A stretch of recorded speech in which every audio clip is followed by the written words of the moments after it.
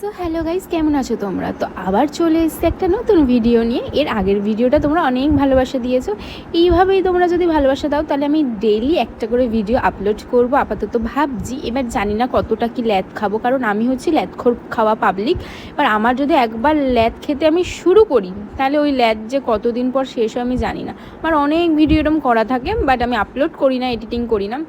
সেসব কথা বাদ দিলাম। তো আজকে আমি রেডি হয়ে গেছিলাম শ্যুটে যাওয়ার উদ্দেশ্যে। আজকে আমার শ্যুট ছিল, তাই দেখতেই পাচ্ছ রেডি হয়ে গেছিলাম, একটু ক্যাট মারছিলাম। তারপর আমার উবেরও চলে এসেছে, আমি উবেরে উঠেও গেছি। উবেরে ওঠার পর তো আমার কী যে গরম লাগছিল জানি না কেন। আর সেদিনকে প্রচণ্ড পরিমাণেই গরম ছিল, হয়তো তাই জন্য। বাট আমার এই সানগ্লাসটা তোমাদের কেমন লাগছে অবশ্যই কমেন্টে জানিও। তারপর আমি উবেরে আর একা একা কী বা করবো, তাই একটু ভিডিও করছিলাম, ভিডিও ক্লিপসগুলো যাতে আমি ব্লগে অ্যাড করতে পারি, কারণ আমি আর কি বক করে তোমাদের ভিডিও করব বলো। তারপরে সুন্দর সুন্দর যেতে যেতে দেখলাম আইটিসির সামনে চলে এসছে। আর এই জায়গাটা এলে যে আমার কী মনটা ভালো হয়ে যায় জানি না কেন। এমনি মনে হয় যে এই জায়গাটা সত্যিই খুব সুন্দর। কলকাতায় যারা থাকো তারা আইটিসি সবাই চেনো, কাউকে আলাদাভাবে বলতে হবে না। আর তখন কিন্তু একদম ওয়েদারটা ভালো হয়ে গেছিলো, দেখতেই পাচ্ছ কি হাওয়া দিচ্ছে। লোকেশনটা আমার বাড়ির থেকে অনেকটাই দূর ছিল, তাই জন্য উবেরে আসতে হয়েছে, না হলে আমি উবেরে যাই না সেরকম। তো দেখতেই পারছো এসে বসে আছি আমার মেকআপ আর্টিস্টের জন্য, কারণ সে ফুল কিনতে গেছিলো। তো তারপরে আয়না পেয়ে গেছি, আর আয়না পেলে তো ঢং করতে হবেই, মানে আয়না আর আমাদের মেয়েদের ঢং এইটা কিন্তু মাস্ট।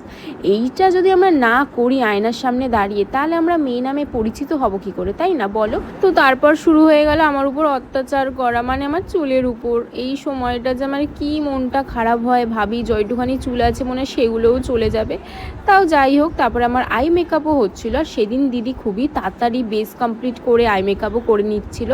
আমি মাঝখানে ভিডিও করতে ভুলে গেছিলাম। এই ভুলে যাবার কারণে আমি অনেক ক্লিপসই নিতে পারিনি। আর এই দিনকে কিন্তু আমাকে একটা আলাদাই লুক দিয়েছে মহারাষ্ট্রিয়ান ব্রাইড টাইপের, কারণ দেখো স্টুডেন্ট এক্সামে গেলে বেশিরভাগ ব্রাইডাল রিসেপশন এইসবই করে।